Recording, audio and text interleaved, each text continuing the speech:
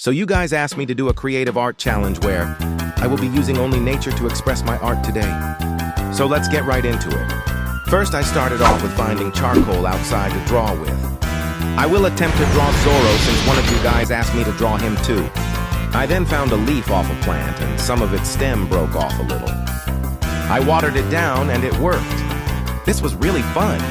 Please keep on reaching out to me for more art ideas like this one. In the end, this project was fun, but I failed horribly. It looks horrendous. Anyways, thank you guys for commenting such fun ideas, and then you for supporting my channel. I'll see you next time.